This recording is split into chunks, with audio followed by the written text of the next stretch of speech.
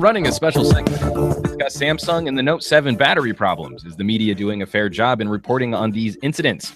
Has Samsung responded appropriately? And is there any way to salvage the Galaxy brand name? Also, the iPhone 7 will be in our hot little hands in less than 24 hours, and it's apparently selling out like crazy.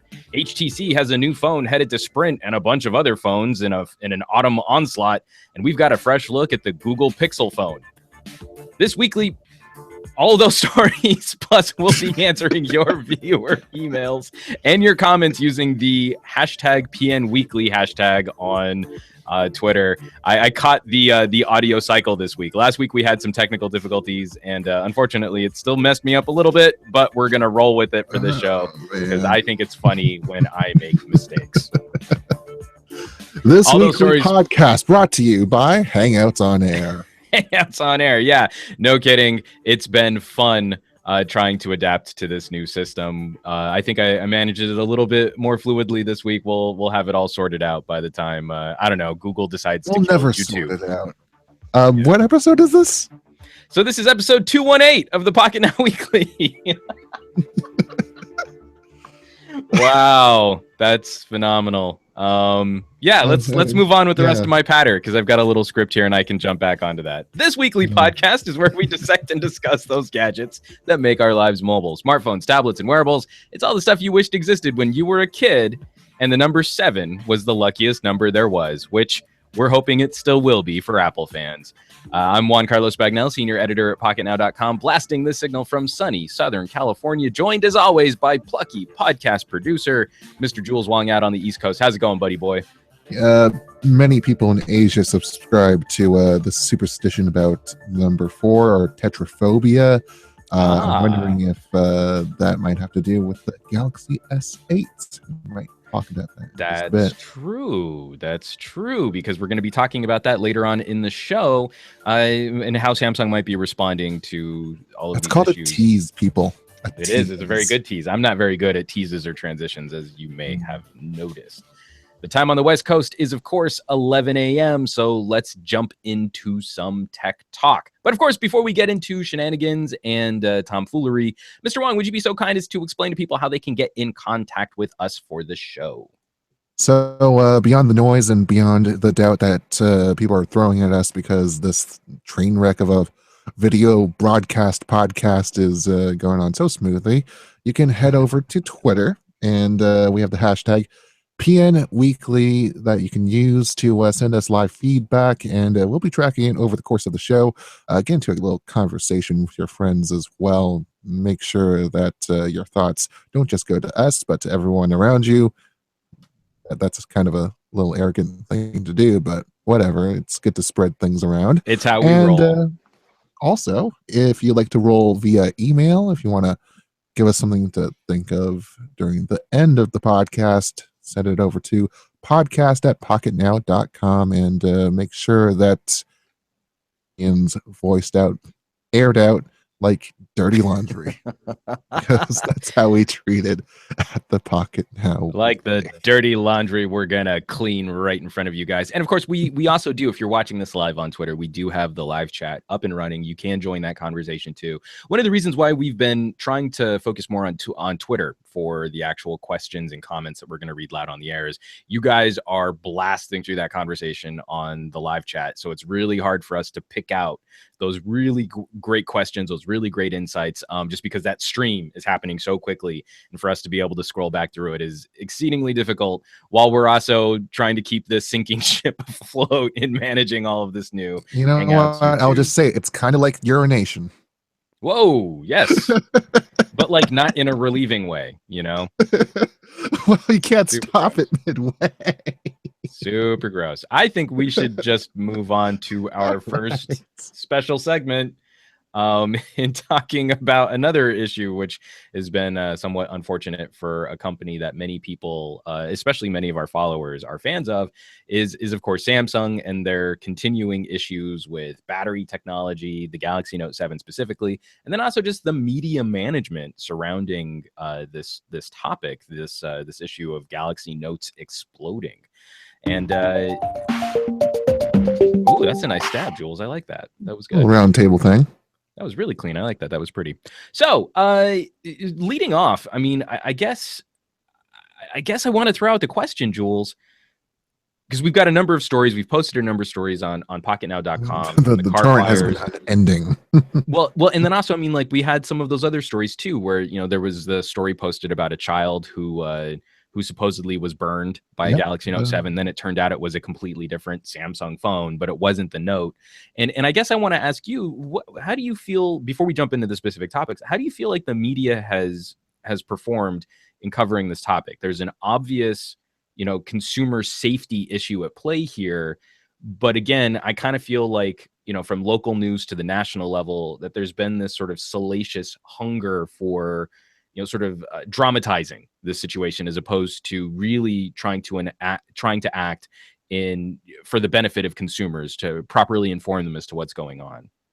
Well, I mean, we're talking about a whole spectrum of media that have been doing due diligence and talking with the consumer CPSC. I never get these acronyms right, and and all the other recall outlets, the consumer protection outlets for other countries as well. And as far as is concerned, because we live in the U.S. and we don't really have much access to international media, I would say that the case of the Brooklyn story, where a 6-year-old was burned by exploding battery off of a Galaxy Core Prime, not a Galaxy Note 7, as reported by the New York Post, I think we've done an okay job so far. I mean, we are talking about the New York Post after all. It's been a pretty salacious rag for most of its but don't you tenure. feel that, like, once the Post ran with that story, that we saw a number of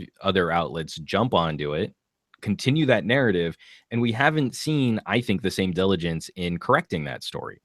It's really just become Samsung is synonymous with battery explosions, and kind of going into some of the other stories that we've seen recently. Like, we're going to be talking about a Galaxy S7, which recently caught on fire, and was caught on camera, sort of exploding in a restaurant. Now, again, how should the media be dealing with the difference in a topic like systemic battery problems in one particular line of phones, and then just sort of the normal day-to-day issues that individual phones might face? So, like, if a Galaxy S7 goes up in flames, it's really difficult to say, was that a manufacturing defect that's a problem for the Galaxy S7, or was that one specific phone which was maybe abused, maybe it was dropped, or had a water in the casing because of a crack or something like that, where it was more an issue with consumer fault, in creating that situation. Do we feel like the media has a responsibility to try and fact check that kind of stuff, or do we think that for the most part, outside of the tech blogs, which I think are doing a great job of following up on these individual stories, do we feel like the national media owes that kind of coverage if they're going to blow up, pun intended, these individual cases of, like, a child being burned by a phone? I'm always careful not to point out this thing we call the media, this blob amorphous thing where it's made out of thousands of outlets that cover, local, national, international, and some dedicated strictly to consumer news. And everyone has their different audiences. The overlaps might not be there to cover all 300 something million of us. The fact of the matter, 7 billion in this damn earth. Yeah, that's true too. But I mean, when you compare, say, News for New York, I mean, they did a pretty good job of interviewing subjects on the matter, saying that, oh, well, lithium polymer batteries don't usually explode, and just detailing the situations where it would. It's a million chance of doing so. Right. Like, asking us experts on is important, but when we consider the immediacy of the situation and just the proximity of, okay, well, phone explodes, Samsung, oh my god, there's a link there, and we're gonna pounce on that as not in terms of telling the story. Maybe that's another thing. But in terms of coverage of it, because it has been a pretty, it's been a wind tunnel of coverage for the Note 7, and that's It really any has. bit of it just isn't good for Samsung. And the sooner that they could get to the Galaxy S8, I would say, for them that would be, a godsend. Yeah, So well, I think there's definitely pressure internally, because that's one of the stories we're going to be talking about real quick on Twitter with the PN Weekly hashtag Mhm. from Rena Chan. Whenever something big happens, the media will try to sell sensationalism, and people will get their 5 minutes of fame. I think in the tech communities, especially the people who would be apt to be watching the show live or listening to this podcast. I don't know. I kind of feel like outside of the outlets that are already tasked with covering tech to a finer or more nuanced degree, I actually don't feel like the media has been entirely fair to Samsung in regards to this issue taking place. I feel like we typically only get about half the story. And so when these situations happen, a Galaxy S7 blows up, a kid is burned by a phone, but it's not the Galaxy Note 7, that I don't feel like those outlets have done their due diligence in properly communicating exactly what's going on, and then also trying to handle the real consumer facing response to this. I think just to move on real quick, one of the next stories that we covered on pocketnow.com and a number of outlets also covered is the update, the software update that Samsung might be pushing out Mhm. to the Note 7, or will be pushing out to the Note 7, which is going to restrict the battery charge. So it's going to cap the Note 7 at a 60% charge. And that's going to be hopefully one way that people who are not engaging with the Uh, recall can be protected I don't know against. about that. I mean, the issue that the Samsung UK has talked about here is the distance between the anode, which I believe takes in the electrons to the battery, maybe, Mhm. and then the cathode, which discharges them into the phone, Right. and them being too close to each other. So depending on how hard I'm thinking, how hard it's charging, how hard you're using the phone. I mean, I don't know. Is the 40% capacity difference really going to make less of a boom, make less of a big deal? Like you're gonna, Well, eh, and see, trigger's there. isn't that the kind of question that we would expect from more serious news agencies, right, Jules? I mean, like, look, listen, you just asked a Well, that question which directly affects consumer health, or consumer safety, I should say, and that is not a talking point that we've seen come up from any of these other outlets. I mean, it really does to me well, showcase this sort of, if you're if it talking bleeds, about it NBC leads. News, if you're talking about a local newsroom, I mean, we're talking about something that would be on a consumer segment, something in the B or C block of a newscast. The second, You and your or fancy journalism speak, Jules. But oh but man, isn't sorry. that kind of the point that we're, no, I'm serious. Isn't that kind of the point that we're getting to in grading the media response to any of these types of situations, when there is an actual danger to consumers using some type of product, that we are in a rush to talk about the tragedy. We are in a rush to show pictures of exploded phones or burned out cars. But how does that really help people? I mean, it's great that we are creating some culture of fear, some climate of anxiousness surrounding some product that you're supposed to be living your life out of these days. But any of the information which might actually benefit the the consumer situation seems to be held back, or very very weakly discussed in any of these types of in any of this type of coverage. And that to me is what's been most frustrating. So I mean, sorry to go off on a tangent, but to come back to the actual battery situation, the one that you're describing, if the situation really is one where it's the anode and the cathode are somehow bridging, and that's creating some sort of explosive situation inside the battery, I don't think that only charging to a 60% capacity is really going to completely negate the threat. But hopefully what it will do is somehow minimize what's going on inside that battery. Unfortunately, I'm not technically savvy enough about the Mm. inner workings of lithium polymer battery cells to know exactly what might be going on inside the Note 7, at least not without taking it apart. And then once you do, if you expose any of that stuff to oxygen, it blows up anyway. So I'm not going to do that. Well, I actually have a Note 7 right here, which still has the wrapper and stuff on it because I'm too afraid to actually turn it on.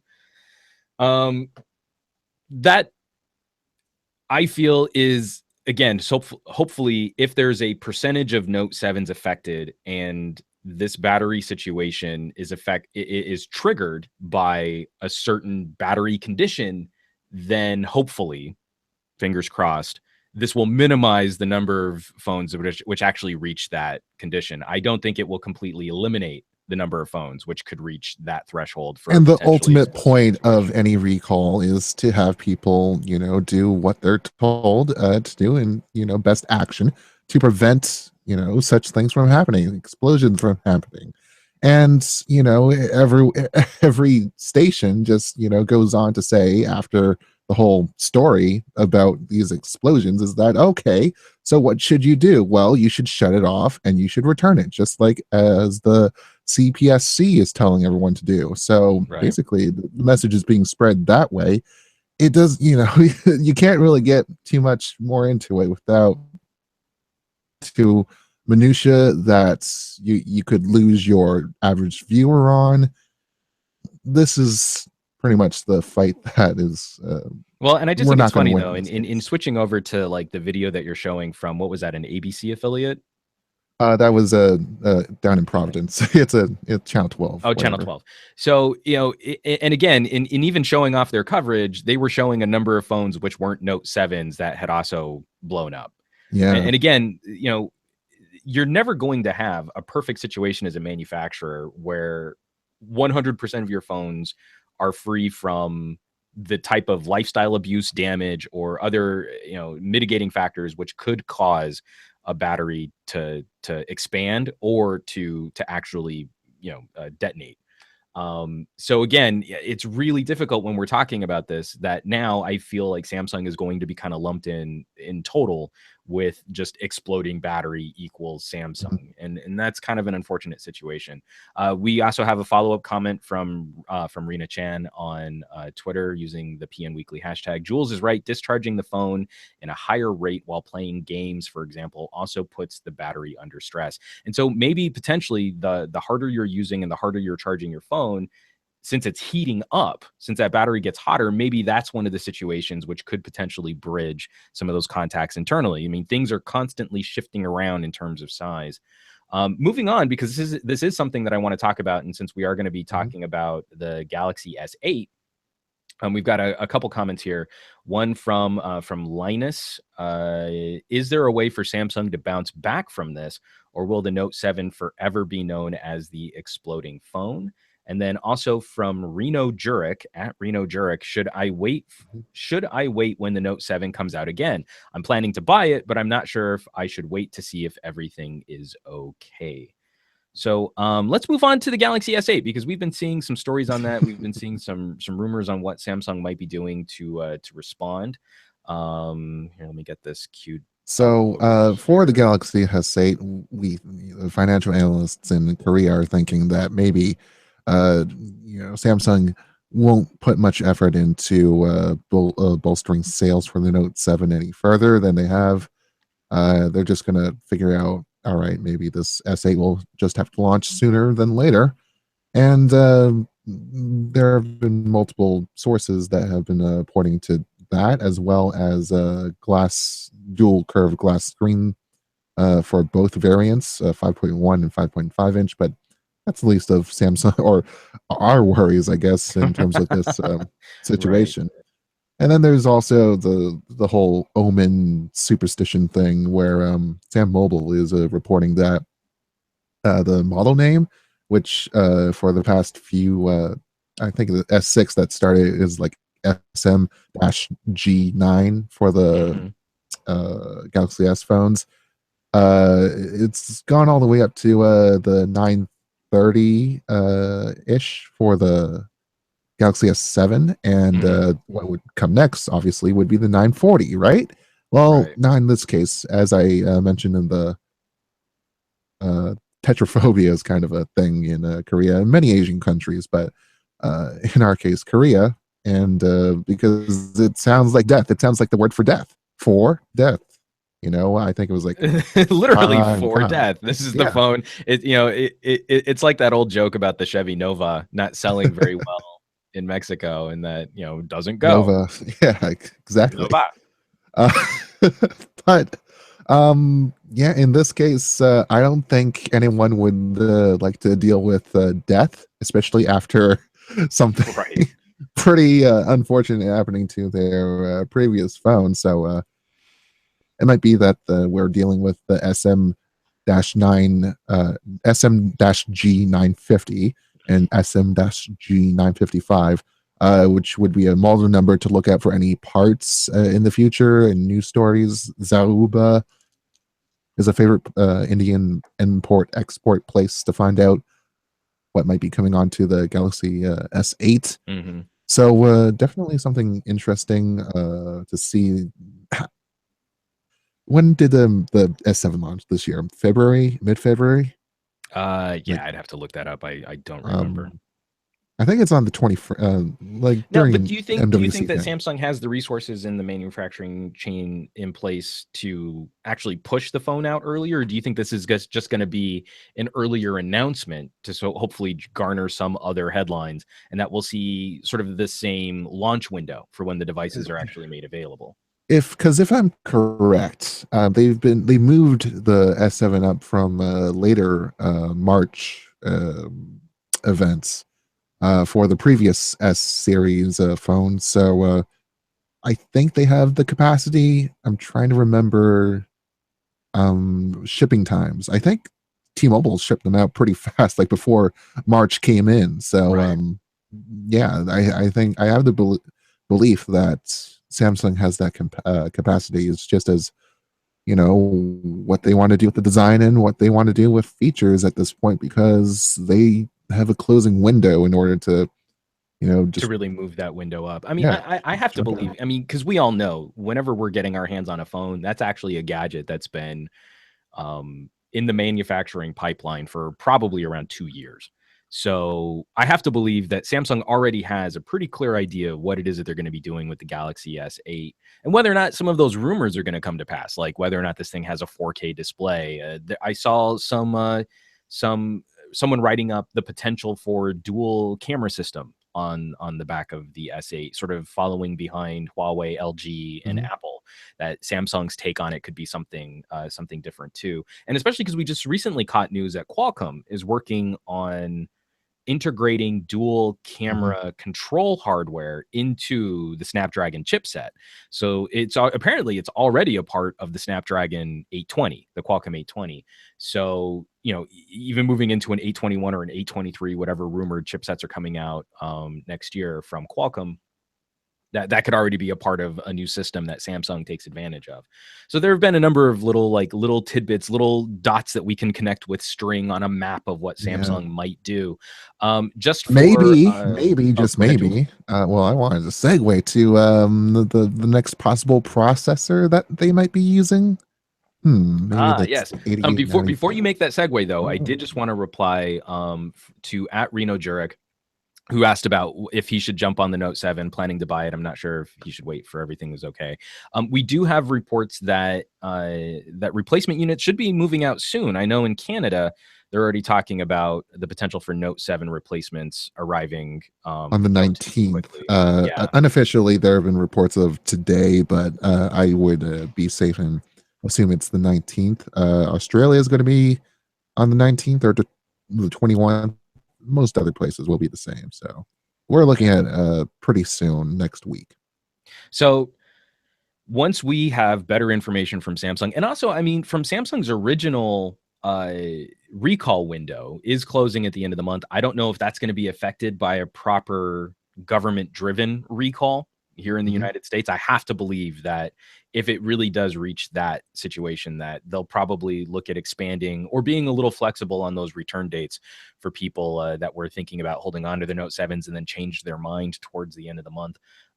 If Samsung's pipeline can actually start pushing out some replacement units, and they're sourcing their batteries from a better place than the batteries that they were making themselves, Samsung SDI, then I don't feel too conflicted about still recommending the Note 7 if that was the phone that you really wanted to look at for productivity. If that was your jam, if you liked what Samsung brought to the table feature wise, and that price was appropriate for you, I still think the Note 7 is going to be a great phone to wrap up 2016. It's just very clear, I think, from the general consumer perception that Samsung's moving on, that the rest of the consumer landscape is moving on. And I'm shocked that we haven't seen other companies really trying to take advantage of this gap. LG's still been pretty quiet. Motorola put out one of their a snarky little ad about the 7s. Yeah, more towards iPhone 7 and Note 7 too, but yeah, and I everyone's trying to make hay of the. I'm like struggling. I think it's more proximity too. That it's just the iPhone Totally. 7 that's more of a target than the Note 7. But just when they're down. How clumsy Motorola's attempt was, because I'm sorry, I just can't believe that there's anyone looking at like an iPhone 7 and thinking, you know what though, I really want that Moto Z instead. I thought it was. I can't even say it was like nice try, Moto. It was a pretty clumsy attempt. Well, I would say no one even deigns to try. So making an attempt is square one to me. Yeah, first step. Well, I just I think a company like Motorola could definitely benefit from a little bit more consistency, especially Motorola and LG. Both of those companies could certainly benefit from. Motorola outsourced their marketing department to Lenovo. So bad. Because those two companies, in delivering what I think are competitive products, have terrible American mind share in communicating with potential consumers. And if any two companies need to be more consistent in how they talk about their products, it's those two. So a snarky tweet ain't going to buy you a lot of distance in maybe convincing someone to give the Moto Z a shot over a Note 7, an S7, or an iPhone 7. So them's the breaks. But yeah, let's move on, because we do have a number of little. Before we do, we are going to move on. I'm sorry, Jules. Okay. I just wanted to say, because there are a bunch of people in the comments. We've gotten a number of tweets. I mean, I couldn't talk about all of the tweets that we got in. A lot of them were sort of touching on the same topics. And we've got a lot of iPhone news to cover too. But drop us some comments. What are your thoughts on Samsung's response to the Note battery problem? How quickly or how not quickly they're getting replacement units into people's hands? And whether or not you feel like the media has done a responsible job of covering this topic, or if there have been instances in your own personal lives where you've had to correct misinformation from people who have been afraid about like smartphone purchases or Galaxies in general. Drop us some comments below. We've been seeing a ton of chatter in the live chat. Unfortunately, I just can't keep up with the conversations that are happening there because you guys are hitting that really fast. But yes, let's move on. Let's hit proper news. Jules, if you've got a little. Yeah. So moving around, like, because what we were talking about with potential Galaxy S8 coming down the pipe is also, that means we're going to be getting new processors, and it looks like Samsung's newest Exynos has already hit the bench and is posting some decent numbers, sort of on the down low from some of these benchmarking applications. I mean, we haven't been able to confirm it because I sourced out Geekbench 4 and 3 results, and I have not been able to see any signs of the Exynos 8895 just yet. It's what we assume to be an octa-core processor. It's Samsung's own make, and they used it in some variants of it's the 8890 that they used in some variants of the S7, S7 Edge, Note 7. So the thought is that this could be on the S8 for now. And based on these scores, they look to be Geekbench based on the numbers. And again, this is from Weibo, from a tech analyst on Weibo. So the single thread test, which isn't core, but is the score is a 2301, which is a pretty damn healthy score. Not too shabby. And then 7019 for a multi-thread test, which is higher than every other result that we've seen recently. I mean, what was it? 8090 was probably near 6,000. A the A9 or A10 maybe was close to 6,000 too, or maybe just a little bit above. So we're talking about pretty good competition if these numbers hold out. But the biggest number that we kind of saw the little shiny number was top potential speed of 3 gigahertz. Who could think No, at that speed? gigahertz. That's way too many That giggle is flips. I couldn't possibly. that's Well, but it's a bolt of lightning. we've been putting together sort of like this little trail of breadcrumbs leading through rumors that a Galaxy S8 might have a 4K screen, rumors of Samsung talking to other manufacturers like Nvidia or AMD about graphics hardware for future processors. And then also some of the fabrication rumors that we saw, like with Qualcomm potentially using Samsung to actually fab Snapdragons. What do we think that this might mean for future Samsung smartphones? Do you think we're going to still keep seeing the split of Samsung using Qualcomm hardware in the United States over the next year? Or do we think that, say, for 2017, end of 2017 or beginning of 2018, that we'll finally start seeing more Exynos-powered devices with NVIDIA GPUs or AMD GPUs in Yeah, our that's the Samsung news that phones? we saw last week. And other than that, I mean, it's the GPUs and just the GPU, I guess. And then this talk that Samsung is prepping CDMA versions of its Exynos chip. That's the big Yeah, that's huge. stumbling block that's been keeping the split setup from just merging into one. So hearing about that testing, which may occur late next year. So it could be maybe 2019 that we see an all Exynos thing, and that's if Samsung decides to just go all Exynos. I mean, Qualcomm still comes to Samsung for their orders. At least Snapdragon 820 could be Right. that more foundries to work with. So just maybe as favors go, I don't know. Maybe it's a scratch your back and you scratch mine kind of thing that these things split up that way. So yeah, who knows? Maybe we'll keep seeing the 830, Snapdragon 840 going down the line. Still in some Galaxy S7s, despite Exynos going CDMA.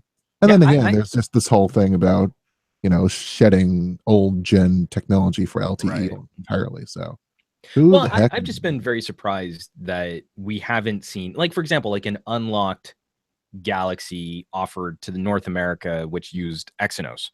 I've been very surprised that that seems to be that this market seems to be limited to Qualcomm hardware, especially if it's going through a carrier. But even for an unlocked variant, especially from what we saw last year with the Galaxy S6 and the Note 5 skipping the Qualcomm 810, which turned out to be a brilliant move on Samsung's part because their Exynos was definitely outperformed Qualcomm hardware for 2015 and ran cooler and was easier on the battery too.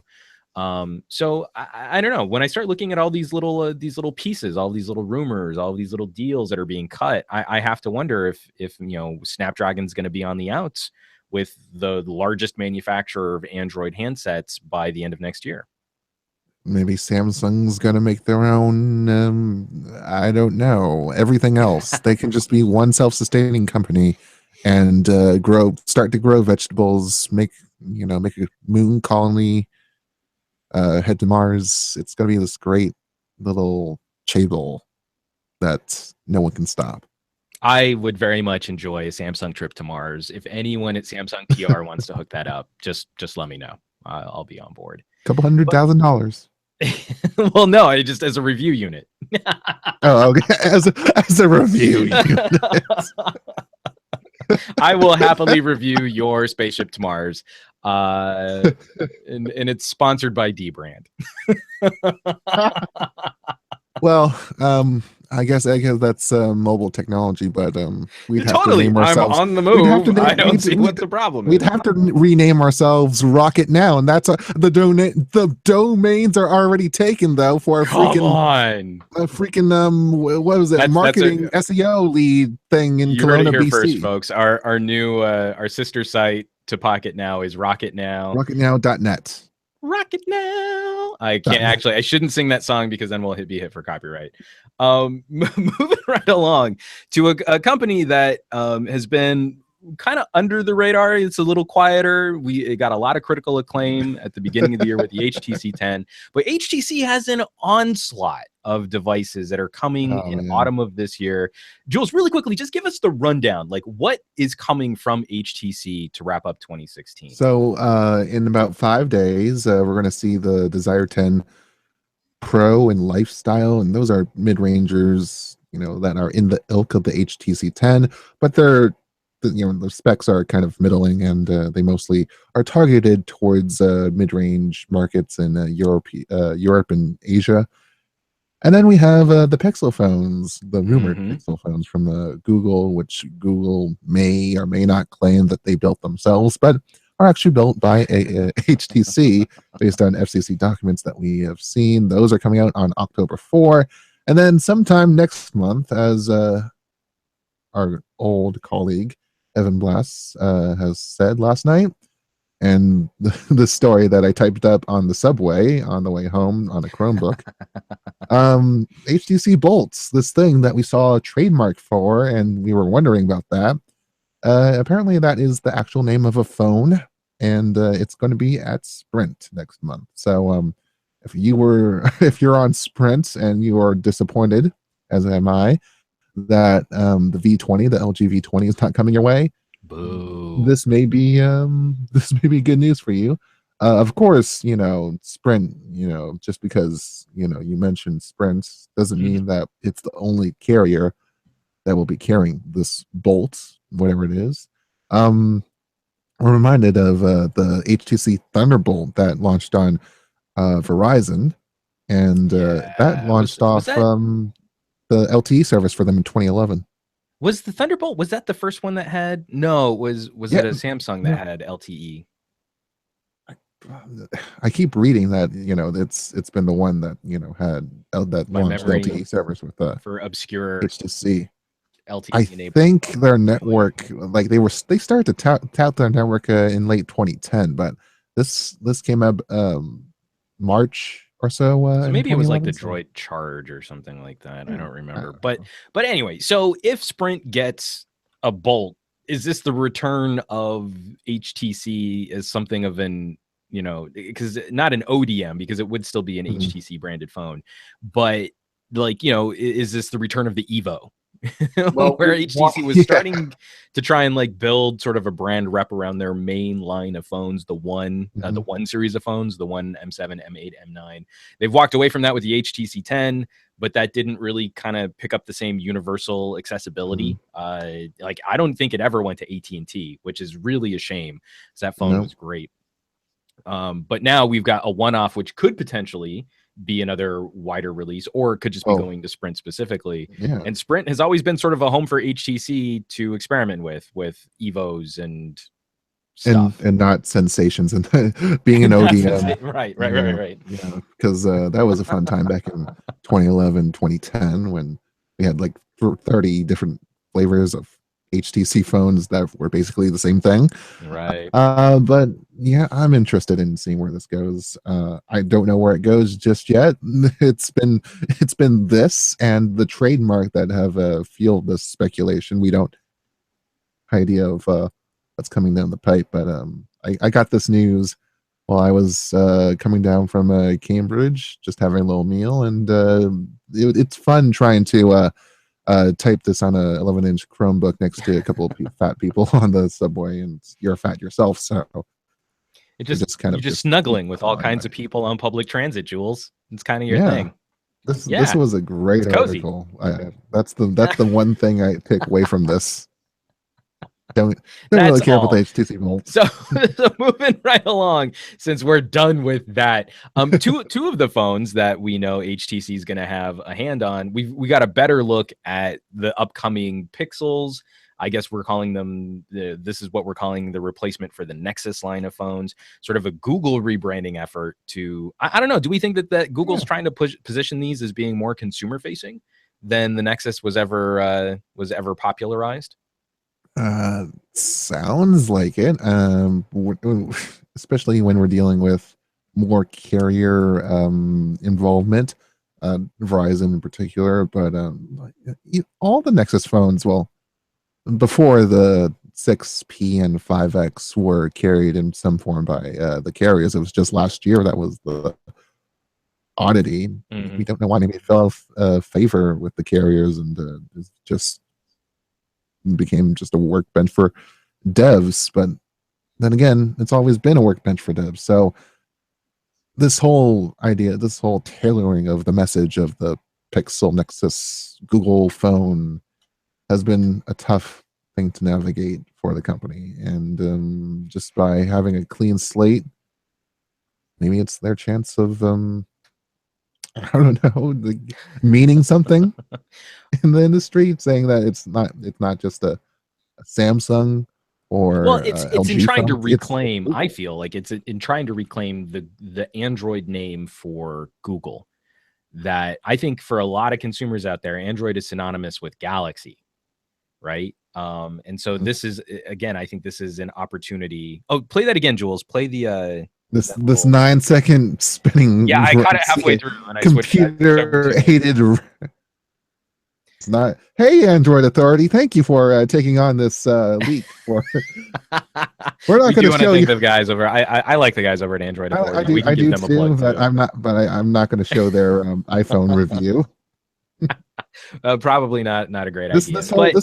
This whole auto loading thing for YouTube is just really annoying for me. Ugh. Yeah, I disable it every time I'm on YouTube, and it still keeps coming back. I mean, what we're looking at here, though, while Jules gets this render back up and running, it's very much. I mean, to me, it looks a lot like some sort of HTC A series phone. We've got enormous forehead and chin bezels. There's in this render, and I'll be really curious to see if this makes it to a final product. We've got an Evo style different backplate on the phone where there's sort of a glossy finish at the top and a matte finish at the bottom of the backplate. That's something that I thought looked hideous on the Evo, and I hope this doesn't come to pass on the Pixel. But I'm just kind of like kickstand, dude. The red little thing, the kickstand. Was cool. I would love to have a kickstand built back into my phone, especially with the red stripe too. That was I thought that was clean, but I didn't like because it was, I forget which one it was, like the Evo LTE was the main flagship LTE driven Evo that I thought looked terrible with that really weird glossy matte split finish. And I don't like the look of this of that here in these renders. So I don't know. I mean, if Google is trying to make a more consumer oriented play, if they're trying to broaden the mind share for stock Android, walking away from the Nexus branding and positioning this as something that is going to be more carrier friendly or more consumer friendly, I'm not sure this is the ticket. I don't think people are going to look at this phone and think like, well, I've got to drop, Samsung, or I've got to drop Apple and check this out because this is the Google phone. I don't know. I mean, you never underestimate the power of a name. Well, but that's just it. You're like, what name? What is a Pixel? If you ask someone, it's a Google, and then there's the Pixel. It's like Samsung, and then there's the Galaxy. It's like, well, yeah, but the Galaxy was built up over a number of 7 generations of phones. Maybe people are getting sick and tired of their Galaxies and just want something else. I don't know. You're talking about LG, also with their G5 is like the media who calls it their G5. It's an LG phone. People could be afraid of their Galaxy phones and maybe looking to check something out. But I just mean in sort of like the larger context of how people brand and advertise products, Apple has a very clear advantage in just the fact that their phone is named the iPhone. What is it? It's a phone, right? So what is a Pixel? Because right now, the main, if you were to search Google Pixel, we'd see a tablet and a Chromebook. Or about like what's the number? A billion pixels. Well, yeah, That's a like, Google, right? but I mean, if you were to search Google Pixel, like, you put quotes on that, you search for that specifically, the first thing that's going to pop up. I mean, there are a lot of news stories about this phone coming down the pipe, but a lot of them are still sort of hinged on moving away from the Nexus name. The only products that you would have clearly identifiable are not phones. So already Google has an uphill battle in advertising a new phone with this brand name. And then we have that sort of Pixel line of devices, a Chromebook, a tablet, and a phone. Pixel C. So now we're going to have like exactly some other designation. We've got the Chromebook Pixel, which is clunky and cumbersome to say. We've got the Pixel C tablet, which you have to delineate that from the Pixel phone and the Pixel XL phone. And I wonder, like, why not just call it a Google phone at this point? If you're going to make that jump, There's no verve. It's the Google phone. But it's so much easier for us to explain to people what that is. And that makes me sad. So that's going on. I don't know, folks. Maybe I'm totally wrong. Shoot us some tweets or some hashtags. In the live chat, if you think that the Pixel is going to be a good name for Google, if you think this phone looks like it's going to be a killer consumer offering, I'm obviously super skeptical. So I'd be curious to see what other people's thoughts are on that. So that's great. Yes. I'm losing you, Jules. Are you still there? I think we're having some connection issues. Hold on. I'm laughing. But you're holding you're showing your pearly whites. It's very, very interesting. And how you're just getting my grin. So Jules, you're starting to get really choppy on us, and I know you're trying to keep all of these pieces running, or if you've got a bunch of web browsers open, or if your computer's starting to slow down on you. I think that was just an interconnection thing, because your feed was just like you were pretty much in that mid laugh kind of thing with your pearly whites, and that's true. Yeah, I do often go pearly white. I don't know. They're kind of coffee and tea stained. I don't know how pearly white they are anymore. But moving right along. This is going to be interesting to look back on. A fun little interlude there as we try and let Google Hangouts catch back up to our various slow internet connections. Moving right along, because we've got. So this is one of the funny things is, like, I posted this topic, and of course I'm American. In the title of this podcast and in the post that we put on pocketnow.com, that we'll be getting the iPhone 7 tomorrow. Now, of course, we're in the United States, and I'm on the west coast of the United States, so I'm way far behind the rest of the world, where iPhones are already popping up in people's hands, and because of time zones, it already is tomorrow in a number of different markets. I mean, like, you are in the same time zone as Cupertino, so there has to be some sort of advantage there. None at all. And in fact, I think Cupertino takes great glee in releasing, like, well, in Australia, it's already tomorrow, so launch the thing. I guess official sales, who knows? Like, I mean, the worst you could do is just go to an Apple store tomorrow and just get one.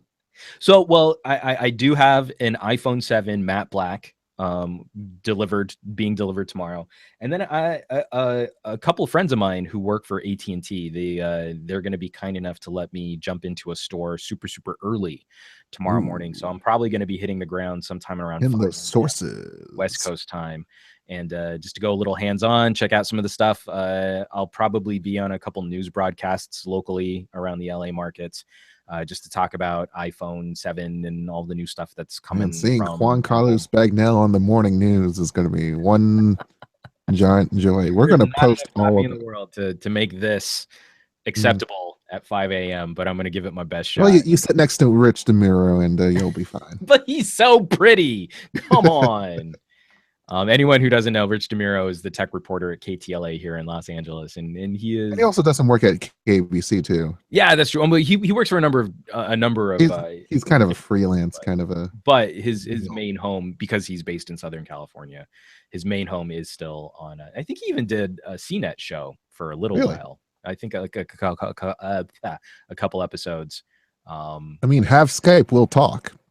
Right. So we should probably talk about the iPhone 7. Yeah, as opposed to the people who covered the iPhone 7. Exactly, like us. And you know what? Let's talk about the colors of the iPhone 7. They come in all shades of the rainbow, as long as you like black, and red-ish gold thing that is not really gold rose thing.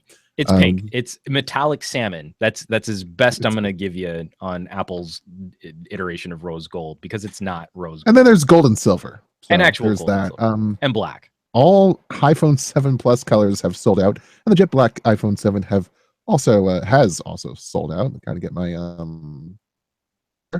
and yeah, that's just it. That doesn't really tell us much of anything, because because this year Apple is being very cagey about their shipping numbers. They're not going to be releasing any of their weekend shipping numbers for this phone. I think this is definitely a move to keep expectations in check. And then also, I think it's a great way to kind of create a little bit more consumer buzz or consumer demand when people feel like, oh, this is so popular. Look at how quickly it sold out. I totally I mean, I better T-Mobile's John Legere said, hey, look at this, quadruple the iPhone 6 pre-orders that we got, and it's thanks to this matte black color. Hooray! Right. Well, and also, I mean, I think that was one thing that we stumbled on very, very early once pre-orders went live, is that I went for a very basic matte black iPhone 7, 32 gig, just the base model, but I didn't want to review it in pink. So I went matte black, and my pre-order went through just fine about 5 minutes after pre-orders went live. Jaime was trying to get the glossy iPhone 7 Plus, which I think that one starts at 128 gigabytes. Isn't that? Yep. You can't get it in the it's 128 and 256, because of course you gotta be fancy, super fancy. Well, and Jaime, he's super fancy, right? I mean, if you were to pick, but you already know an adjective for Jaime, it would be he's in the fast lane from LA to Tokyo. Fancy. Totally, and other less obscure pop music references. So so he tried to get the 128 gigabyte glossy back iPhone 7 Plus, and I think, in the first couple minutes of him trying to jump on that phone, it was already completely sold out by the time. I mean, geez, like iPhone 7 Plus went fast. Yeah, like I checked in the next morning, and pretty much all iPhone 7 Plus options from the Apple Store for each of the 4 US carriers sold out. Just, it's not sold out. I think the shipping times were in November. Yeah, that was fun, and the rest of them were like 2 to 3 weeks. Or that's so pleasant stuff. Although at that point you would expect everything else to just fall apart too, but not apparently, because I saw Verizon, they had pre-orders still up for September 16th for other options. Some of them were creeping up on 1 or 2 weeks, but I saw a surprising amount of September 16 shipping dates. So it's not, I don't know what to say about this in terms of just comparing it to previous years, because I think immediately this is going to be a much more positive sales year for Apple than the 6S was. The 6S really didn't seem to garner much consumer enthusiasm compared to when the 6 launched and we got new form factors. So that was a big deal. There's a lot to talk about. We had our first Apple phablet, and people jumped on that. Although I'll bite my lip on comparing it to the 6S, because rumors or reports from Digitimes citing the supply chain say that their targeted, Apple has revised up target numbers to about 100 million units from 80-ish million, and that's 100 is still less than like 15 or 25% less than the 6S. So amazingly, and this is and we're talking about from here to the year end. So right. Yeah. So I'll be curious to see what the response is on the ground, because the iPhone 6 launch, I've been covering these iPhone launches since before joining Pocketnow and trying to hit all these early morning news outlets and stuff. And like the 5, the 5S, lines around the block at Apple stores. The 6, huge response. I mean, I was at an AT&T store for the iPhone 6 and 6S launches, and the 6 at an AT&T store, there was a line of people camping for the iPhone 6 and 6 Plus. For the iPhone 6S, I mean, this is all anecdotal. We're talking about a couple Apple and AT&T stores in Los Angeles and Pasadena. So this isn't indicative of like a larger global market, but I think it's interesting in a market as spread out as Los Angeles, that from lines of people camping out for the iPhone 6, that for the iPhone 6S, there were maybe 3 or 4 people waiting outside the AT&T store when they opened. And then maybe 20 or 30 people lined up outside the Pasadena Apple store. And there was regular traffic. People were showing up throughout the day, but it wasn't like that fervor to start camping out the night before. That didn't happen. You know what we should assign Jaime to do is just to wake up at like 5 a.m. and head down to the Central Park Apple store. That's I mean, I'll be doing that. I'll be doing that out here. Well, I think this year I'm going to be in Pasadena. I really like the Pasadena Apple store is actually quite nice. So I'm going to hit that one. You know, we should do like a live round table or just like a live, like quick hangouts thing. Just, you know, staking out Apple stores. I'll see what I can do. Maybe put together some kind of live broadcast. I seriously doubt I'll be able to get a video feed out because there's so many. I expect there are going to be enough people there that getting a video stream out that's of any kind of respectable quality or something that people will. Well, I'm on Sprint, so I should be okay. I'll be on AT&T, and I think they're going to get hammered. But no, I think coming back to the iPhone 7, I think this is going to be a good sales year for Apple.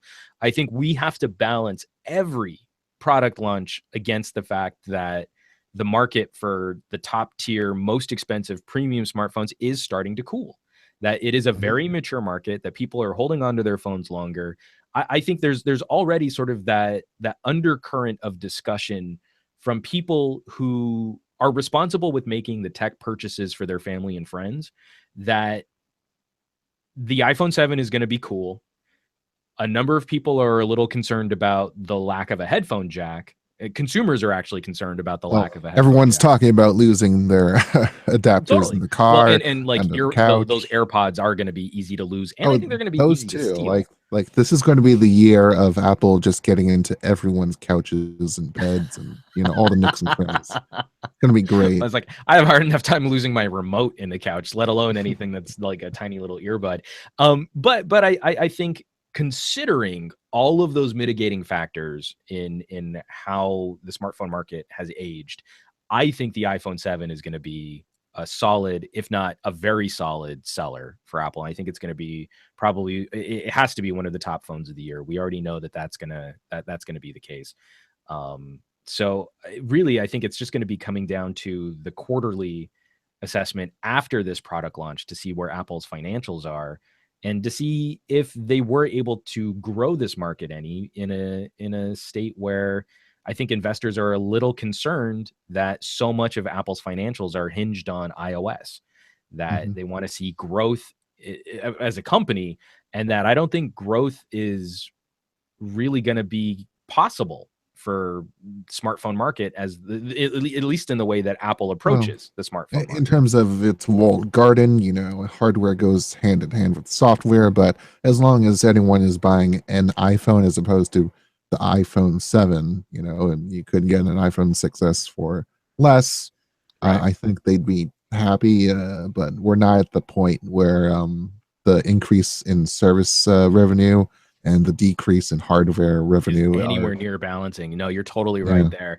Even just the fact that for as much as people might like pan a phone like the iPhone SE, the iPhone SE might end up becoming my favorite Apple product of the year. I still need to review the 7, but what we've already seen that's already had an impact on Apple's financials, where you know, sort of the number of units being sold isn't dropping off as severely as the rest of the market would expect, but revenue has dropped off because it's a cheaper phone, you know? So if it's a less expensive phone, then, you know, their revenue numbers don't look as good. And again, that's something that might be concerning to investors, and not being an economist, I'm probably not qualified to speak much beyond what might be happening there.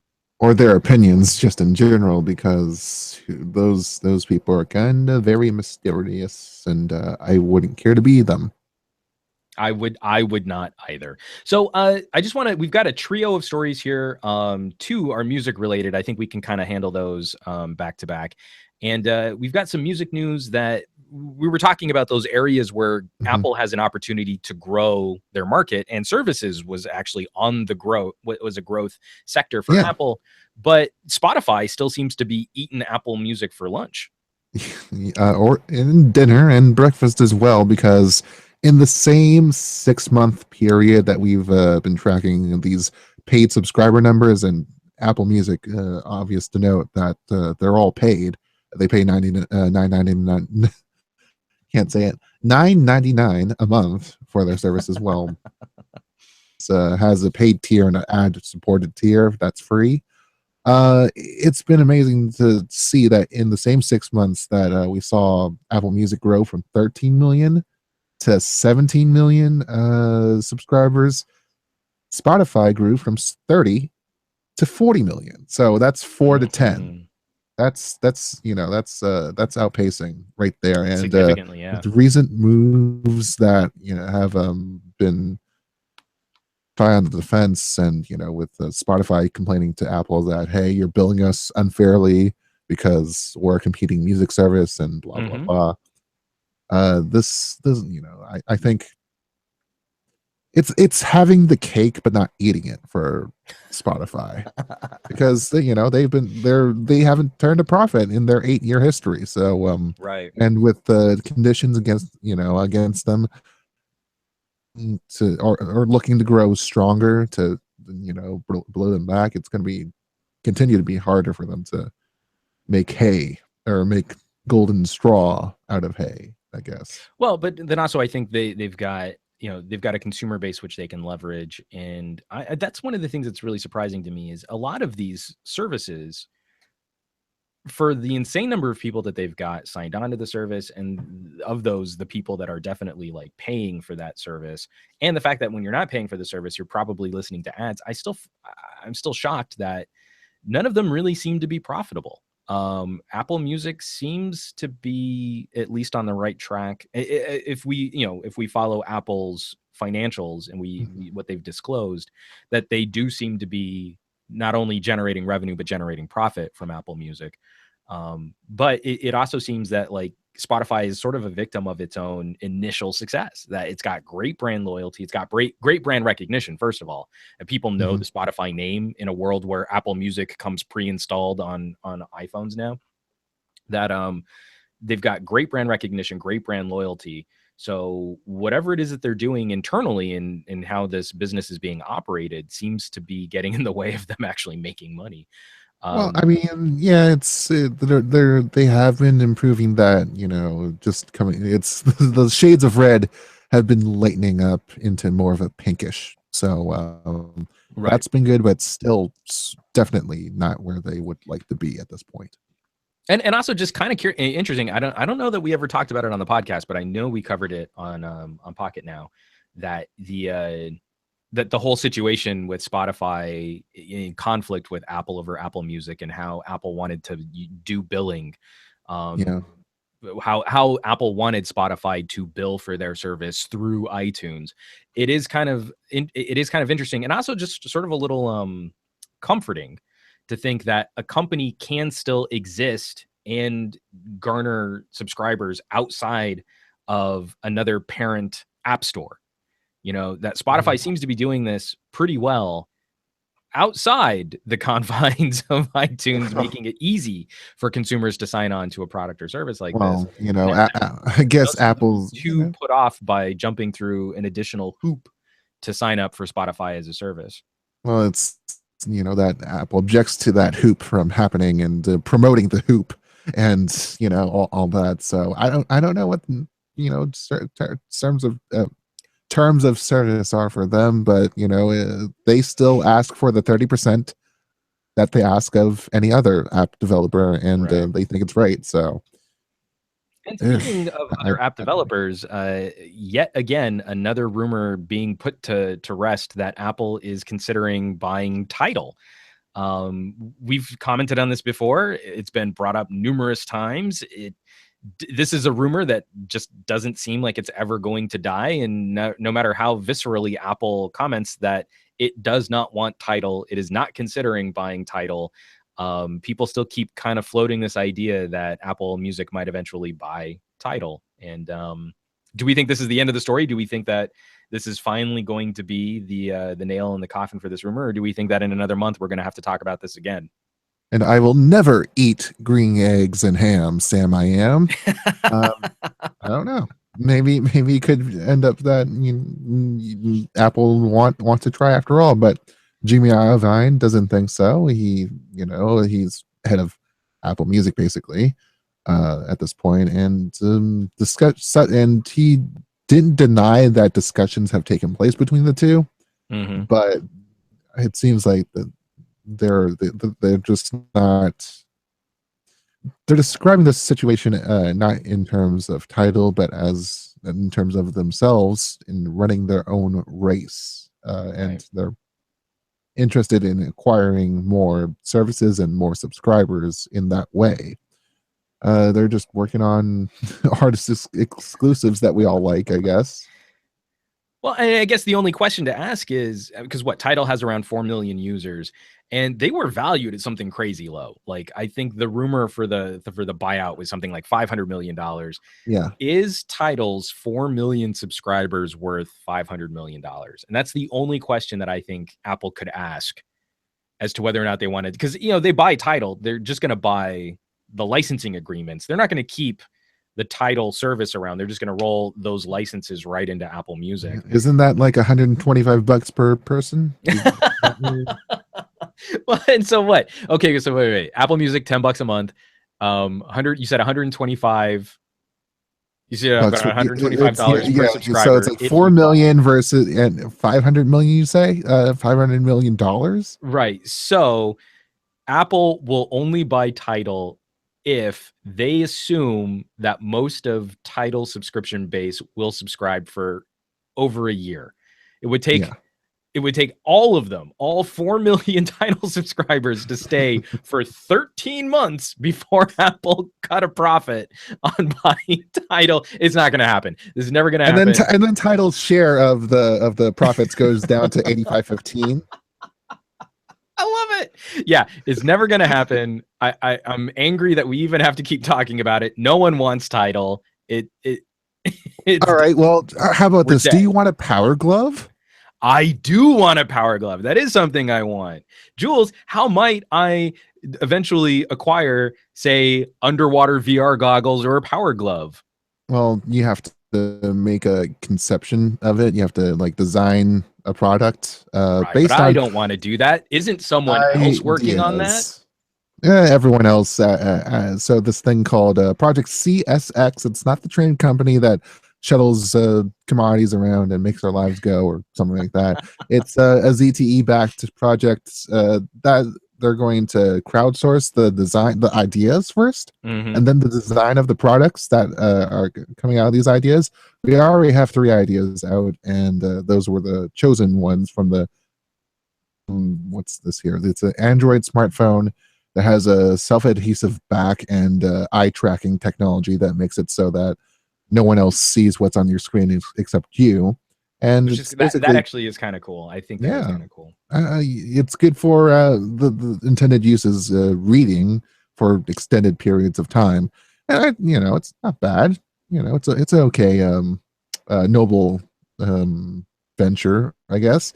There's this third thing, because I want to save the second for last, where it's this VR headset that you can take underwater. You know what? It might sound stupid taking VR underwater, but being placed in water might make for a more immersive experience overall. You're not you get lost in it's literally an immersive experience. Exactly. You're not sitting, you're not standing. The gravity has less of an effect. So yeah, I mean, good, interesting, intriguing way of more super exciting. neat. Get to the Power Glove. So there's this Android-powered programmable glove with bionic fingers that can, with proper software support, help users play the piano, type properly, even rehab outpatients and assist those living with Parkinson's or arthritis. I mean, That is really cool. Crowdfunded, no, well, not crowdfunded because the crowdsource it, design that, like have all the designs beyond that, and vote this up because I want to see that person who's making this thing win. That's our not so shameless plug for what we hope will become a popular crowdsourced product. So like these product concepts are going to be submitted through at the end of this month, and then there's voting, 2 rounds of voting that goes on to determine, you know, who wins in each product category, I guess. And then by the end of it all, the winners or winner, I guess, gets a good cash prize, $1,500, and then the grand prize winner gets a CES trip, and then their product will actually be manufactured and sold by ZTE during 2017. So yeah, this is somewhat exciting. I just think it's really I think it's really exciting, especially in that we're taking some of the things that have worked for crowdfunding, you know, where a product which probably wouldn't have been made by a major manufacturer is financed by people who think that that project is interesting. And now we're kind of taking a similar format, kind of American Idol style, and we're giving the resources of a company like ZTE backing those individual projects. And it's something that I kind of hope catches on a little bit more. I mean, there are all of these ideas out there in the ecosystem, and we see them on Indiegogo and Kickstarter, that even when they are properly funded, those inventors or those people that are trying to manufacture at a smaller scale will often run into problems of scale when they're trying to really mass produce or manufacture a product. Like, you know, I had an expectation that I was going to make this widget, and I thought, you know, hey, if 1,000 people buy this widget, that's cool. And so they kind of had their mindset on what would it take for me to go to China and get a manufacturing deal for 1,000 of these things and run the QA on making sure that those 1,000 are built appropriately. And if their project explodes, well, now I've got to make 50,000 of them. That's a completely different animal in making sure that everything's handled appropriately. And I've seen, I mean, like I was actually, of the Kickstarter projects that I funded, Pebble notwithstanding, because I think Pebble still abuses their relationship with Kickstarter, not including the Pebble, almost all of the projects that I've funded that have been funded on Kickstarter, almost all of them have been delayed for some reason. And so now if we can kind of flip the script on that, and we are vetting this process, I mean, in the same popularity way, but then it's being delivered to a company like ZTE, who I think already has a much more powerful manufacturing arm so that they can kind of sort out all of the distribution and QA issues. That I think is what's so exciting about this. We've talked about this project from ZTE in the past. And it's one that I want us to keep it's one that I want us to keep an eye on, because it has ramifications where if other companies were to start, like if HTC were to start reaching out to the community and seeing what types of products or gadgets or accessories that consumers really wanted, and we had this system to sort of upvote and downvote what projects that we were most interested in, I think it's better for, you know, the industry as a whole. We'll be getting like finer targeted products towards people that really care about this stuff. Maybe. I mean, they've tried to diversify into this lifestyle thing with UA partnership and but you know what I mean, like it's exciting watching, you know, like, or a Huawei. I think this could also be something that a Huawei could take advantage of in reaching out directly to consumers to say, like, hey, these are the kinds of projects that you guys say you're interested in. Let's really see what's popular and what's not. And I don't think it's a crazy investment on ZTE's part to engage in this kind of social experiment. Couple more points on my end. So for ZTE, I think that this could be a good pivot for them. They've been known as the company that makes that sort of makes smartphones for the prepaid carriers for a while, and then they've come out on their own as this thing that also makes smartphones. And they also had like the odd Android projector too. So for them, it takes something that has, that they want to be known for something in the US. They might as well make it into something that's mobile related, so that they do have piece in it, but transforming it into something that is, relatable to, I guess, other uses, not Right. just, smartphones. And the second point is that I think the winner does get royalties out of this, but signs Oh, a I would hope so. Yeah.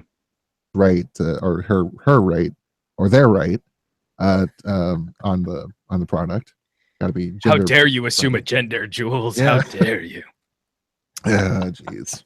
I'm at a college We that definitely don't has, want the ugh. podcast to descend into commentary on gender dynamics. That would be bad. Well, I'm just going to go to the gender inclusive bathroom over there and think Yes, about what as I you just should. said. So before we because we got to wrap this show up and we do have some viewer mails to tackle, I just want to really quickly chew through some of the comments that we've gotten on Twitter using the PN Weekly hashtag.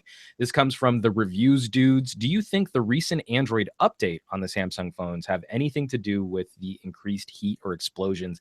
I seriously doubt that software is playing a role like that in a manufacturing issue. We're all pretty confident that it's a manufacturing issue. Yeah. I really don't believe that any of the recent Android updates are playing a part. If anything, it's the fast charging standards that, some of the That might be smarter and fast dictating. charging standards Exactly. that might be dictating it. And especially if, they say that they're smart so that they have the allowance of going up to pretty extreme, wattages. So Yeah, that tolerance that's window is probably high enough that that's likely what we're seeing. And also one of the reasons why tasting it. Yeah. that Samsung might be looking at backing off, letting you charge fully. I'm sorry, yeah, that came from the reviews dudes. From at Rena Chan, a couple of comments on the Nexus versus Pixel name. So Rena writes, a Nexus isn't the showcase for Android anymore, with new technologies coming too late to Nexus phones. So at least a Pixel stands for quality and design. And that could be the real iPhone running Android. And so it's an interesting thought. And Linus sort of echoes that comment. Linus Himmelman on Twitter writes, Pixel might be a good way to create an ecosystem for Google. Like I was saying, it's an ecosystem of products, but I think it's a more difficult ecosystem to explain when different types of products are all using the same name. Well, Like, I have a bone to pick with Linus here too, with this comment about the VR, the diving VR thing. And he says, would rather use VR in a room with zero gravity. Feels risky being submerged in water. Well, unless you have $200,000 to spend on a freaking, plane ride up to the stratosphere, going up and down and up and down. Go ahead and dream on. well, so I first would of all, like. hold on. So he's saying he wants to use VR in a room with zero gravity. I feel I could be wrong. Someone maybe, call me out on this if my feelings on this matter are somehow inaccurate. But I feel if someone has invented a room which has zero gravity, I'll crowdfund that. isn't that a bigger deal than whether or not we've got a VR headset? Wouldn't that be like a really exciting thing to talk about? Like, I'm just It's gonna called walk into space. my zero gravity Called room, space. kind of float around. Maybe that's a better room for HoloLens. I don't know. But I'm just saying, I understand you don't want to be submerged underwater with something strapped to your face, which uses cameras and screens. Have you seen Sure. an Have you seen Interstellar? That's basically seen how Interstellar. the end of that is basically what would happen if you That's started true. doing VR. No spoilers if anyone hasn't seen Interstellar, but it's very much like what we're talking about here with VR headsets. It's not that at all. No. And then also from Nicholas Salk on Twitter, Nicholas says, it's really a shame. The brand Nexus was starting to get known in the non-tech geeky world, and for me, it sounds better than Pixel. So we've had a number of differing opinions on this, and I know that we've been seeing a lot of conversation in the live chat as to what's going down with Google and Nexus and Pixel. If you have any thoughts on that, and then of course we have a number of iPhone questions to come up as we move on to our viewer emails. Bam. So first up on viewer email is an email from a longtime writer, Haniko Martin, who writes, I don't know, is it just me, or is the new unpressable home button on the iPhone not as exciting? There are no new gestures or actions that needed that upgrade. You guys could give some thought as to how this button could make the experience better. And by the way, Apple doesn't seem too focused on 3D touch integration with apps. So what do you think, Jules? We do see where the iPhone 7 button is going to be re-engineered. It doesn't seem to be doing anything different. Is that really a problem for Apple? I'm trying to remember earlier this year, was it the Alcatel Idol 4 or the Axon 7 that had the fingerprint sensor on the back that where you could like swipe up or swipe down? Oh, a couple of companies have done it. Like Huawei does some gesture control. Oh yeah, they do too. But you know, with any of these newer fingerprint sensors, there's a number of companies have started working on, ways that you can kind of control things with gestures through that. The most common is usually, can you swipe the fingerprint sensor to pull your notification shade, for example? I mean, yeah, that's basically Apple's new home button is basically that with a taptic engine. So, yeah, it's a button without being a button, I guess, and that's the thing we should celebrate because design, it's human UI, great. Courage, it's courage, Jules. Courage. No, actually, so this is one situation I'm actually going to give Apple a thumbs up. This is something that I am very positive on in terms of Apple changing something. So we didn't really need more functionality out of the home button. I think the home button is overworked on the iPhone as it is. But I'm positive on this because the home button is also one of the most common points of failure in just general consumer use on the iPhone because it's so overworked. And it is easy to get pocket lint under the home button, and it makes the phone a little bit more difficult to properly waterproof. All of those things adding up together, I think that this is a positive move for Apple. I don't think it's going to change anything in how people are actually using it. And I bet that there's going to be a small contingent of people who don't even notice that it's different when they move from an older iPhone to a newer iPhone. They're just going to take for granted that the button's the same button that they've always used. It's not a mind-blowing move, but it's not negative. It's not a step back. It's positive. So, I mean, that's, it's kind of disappointing. Well, no, especially I really wanted to rail against Apple for something, and that's gonna be coming up on our next progress, people. Progress, not and courage. Courage. It's not about progress. It's about courage.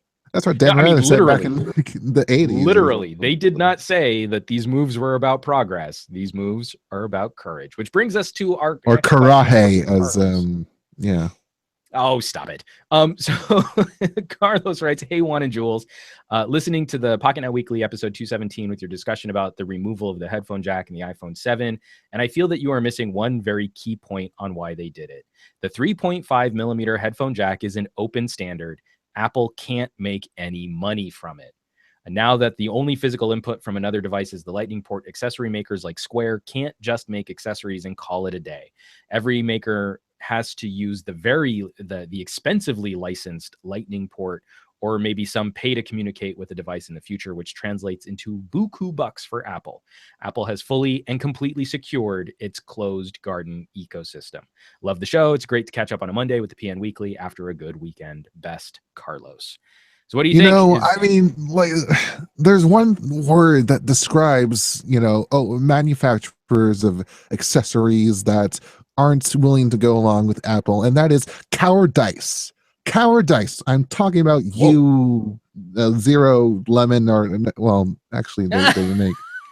They do. What are you talking about? I don't know. You got all full of piss and vinegar, and then you totally fumbled at the 1 yard line there, buddy. So I mean, let's look at, because he mentioned Square specifically, and I know a couple people that use Square as their billing solution for small businesses. Okay, Square. That's better. Sorry, Zero Lemon. So Square built their credit card swipe. For anyone who doesn't know, Square is a system where you can swipe credit cards on mobile devices, and it uses the 3.5 millimeter jack to communicate with the app. Now, supposedly, that credit card reader will still work with the adapter that Apple is going to include in the iPhone box. And Square, I think, is also seeing the writing on the wall for the future of this connection standard, because they've already released a Bluetooth version. Now, the benefit was Square provided the 3.5 millimeter credit card reader for free, and you have to buy the Bluetooth credit cards swipe machine. But, the convenience of having that, pop directly into your phone, you didn't have to have it flopping on a cable, which could pop out of your Lightning port, all of those things. Now, do we think that Apple moving forward is looking at this as some sort of licensing bonanza? Because I can't think of many other gadgets or accessories outside of headphones where there were 3.5 millimeter connectors. There was the button. You could add a button to your 3.5 millimeter jack and have that be customizable.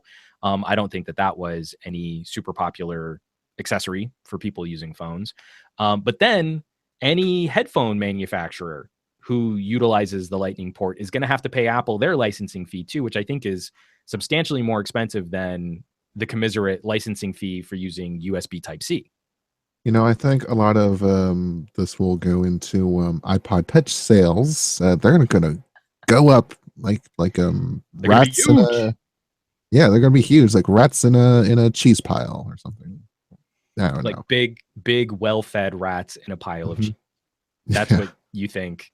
That's all. That's all. I mean, licensing was always a part of it. I mean, talking about the Lightning ports, and it's the most disappointing jack of the decade. Am I allowed to say that? I think it's there is something to be said for this notion of no part of the iPhone 7 is really going to be an adoptable industry standard. Everything is going to be proprietary. So that I definitely think is a concern. And I'm actually, I think a 30 pin connector, I had less objections about the 30 pin connector, but that was when I was 13, I guess.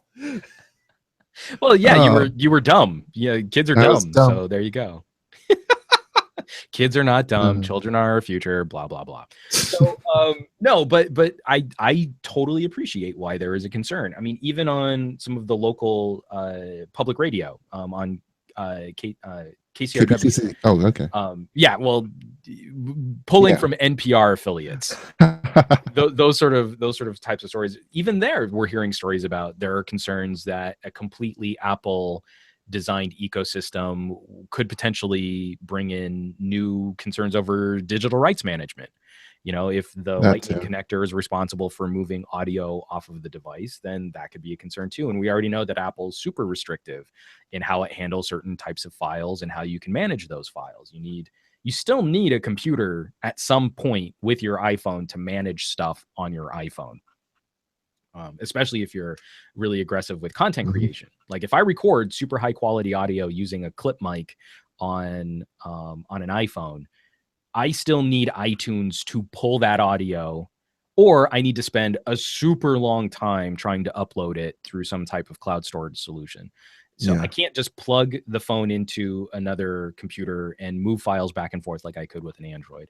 So we already know that this ecosystem is still, even though it's improved, it's still more restrictive. And I totally appreciate your point, Carlos.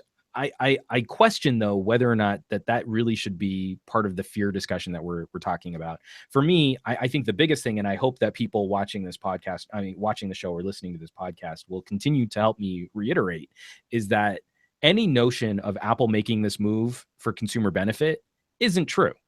Any notion that Apple is making this move to improve audio quality is not true. There's nothing holding Apple back from improving the audio quality of the iPhone through the 3.5 millimeter jack.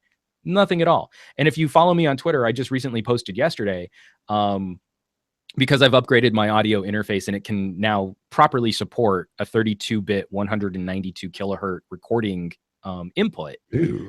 I plugged my LG V10 into this box and fed it a proper 32-bit audio signal. And the LG V10 with a 3.5 millimeter headphone jack is capable of creating frequencies of sound that most dogs would not be able to hear. There is no benefit in quality for removing the 3.5 millimeter headphone jack. It always comes back to your DAC and your amp. And if Apple wanted to include a better DAC and amp in the iPhone, it would still give us better audio quality through the 3.5 millimeter jack. So again, I kind of need everyone who's consuming this podcast to be the harbingers or the advocates, or just the way that you're just are in the gesticulating with know. your hands right now is like you're shaking them by the shoulders. I'm just like, you gotta listen to me. This doesn't make things better. It just makes things different. And I do foresee a future in which the actual audio hardware that's built into our phones can be made lowest common denominator. Well, because you're just going to go out and buy really expensive headphones that have better DACs and amps built into them. And it's very much like what happened with the LG G5 this year. The G5's built-in headphone jack is one of the worst we've reviewed of this year, because LG had every expectation that if you cared about higher quality audio, then you would go out and buy the B&O DAC. Well, that was never released here in the United States. So in the United States, you were stuck with a G5 with a mediocre, at best, headphone jack, and there was no way to improve it. And when opposite a phone like the V10 or the HTC 10, it doesn't matter what headphones you connect to those phones, you're always going to get the highest possible quality output from those phones. And if you have headphones that can take advantage of that, awesome. You're treated to an audiophile grade experience. If not, you're still feeding crappy headphones a better audio signal. And so, you know why Bang & Olufsen would not be able to come over to the US? Licensing. And there also are some issues with carrier involvement. At least speaking with the LG reps that I've talked to, there's the very real possibility that United States bound LG V20s won't be getting any of the B&O software or the B&O branding, or even the earbuds. Those B&O earbuds were great. And it could just be a situation of the carriers not wanting to pay an extra, dollar per shipping unit or something like that. So that's another issue that LG faces too, where they don't have the leverage to say, this is the V20, this is how we're putting it out, buy it or not. Unfortunately, to play ball with carriers, that could also be another mitigating factor in why the United States is being neglected for some of this stuff, which is disappointing. But I digress. We've got one more iPhone email to read through, and then we can end this puppy. And this is from Cool Harsh. Cool Harsh is from India. He's written a couple questions in the past. Cool Harsh writes, great content from IFA and the Apple event. My question is, did Apple miss a trick by not implementing some kind of wireless charging on the iPhone? I guess if they had that, less people would be complaining about the headphone jack. While on an 8-hour flight yesterday, I used both ports on my Moto X Pure full time as I was streaming a movie. So if I had the iPhone, I would have to pause between charging and listening to the movie. Second question, if I find one piece of an AirPod on the road and after a week I find one more piece, can I connect them both? You have to be lucky to get left and right earbuds. So you'd have to find both of the earbuds from the same point. But I think if you found is it the right earbud or the left earbud, which is the actual earbud? I don't know. If you found that, maybe you could pair it up. But I think it would also still be tied to that person's iTunes account. And that's security and all that. That's what the W1 chip that they talked for like 15 minutes all about was for. So this is another comment that has gotten some visceral debate on the comments sections of our videos, and I got into like a knockdown drag out debate with someone on Twitter who just like would not let it go. I eventually had to mute them. They would not let it go that like they have never charged and listened on their phone at the same time. So obviously no one does that. And like in trying to get a point across that a lot of people do that, I do that very regularly, that a number of people while listening to music in their cars are using the auxiliary jack and charging their phone through a cigarette port, a little mobile charger at the same time.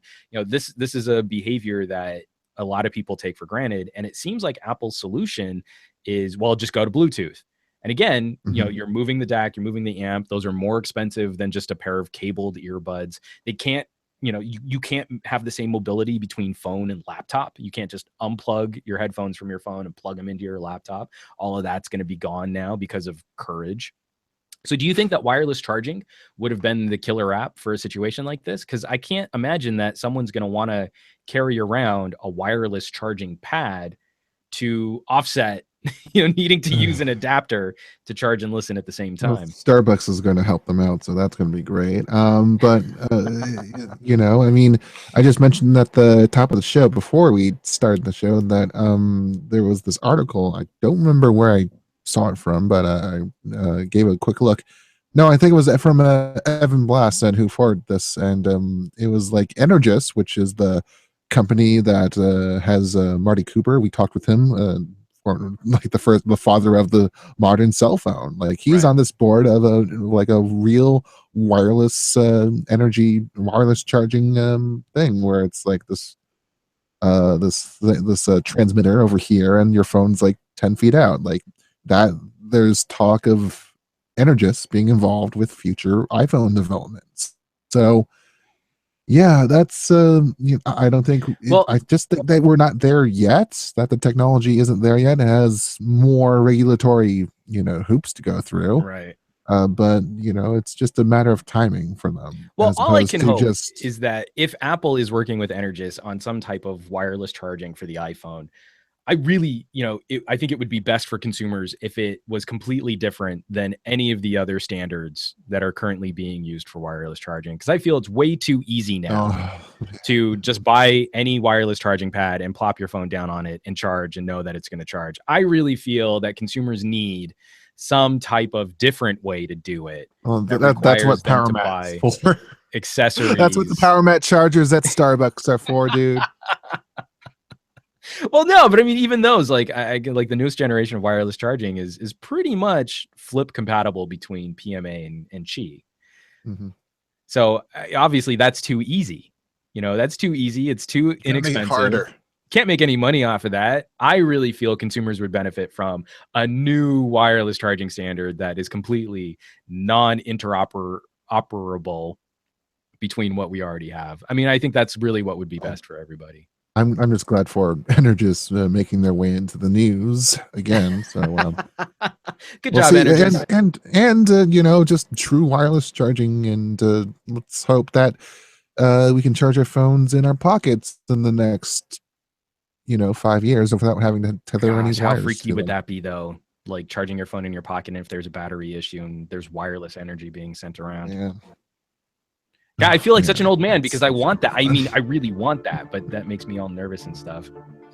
Just put one in every room and, have it charge all the time. Then. God, I don't even want to think about it. So, folks, we're going to wrap this puppy up. Another episode of the Pocketnow Weekly has come and gone. The show is ending, but the conversation continues on Twitter, where you can find Jules as @PointJules, and I'm humbly @SomeGadgetGuy. Pocketnow is around the web on Twitter, Instagram, Facebook, Google+, YouTube, and our home site, pocketnow.com. We're basically everywhere. So shows like this can't exist without your support. Sharing the weekly with your friends who love mobile technology, and by dropping reviews on iTunes, Stitcher, Google Play, and wherever else podcast reviews can be left. Once again, we want to thank all of the people in the live chat. That conversation has been insane. I'm actually reading through it as we speak. You guys are nuts. And thank you so much for keeping this podcast recording interesting. And for all of the folks who are using the PN Weekly hashtag on Twitter for joining the conversation and giving us some cool things to talk about. We have sponsors and we have advertising, but ultimately there wouldn't be a show if it weren't for our listeners and subscribers who have kept us on the air since 2012. The Pocketnow Weekly will be back next week with all kinds of delicious technology goodness. So make sure you tune back in.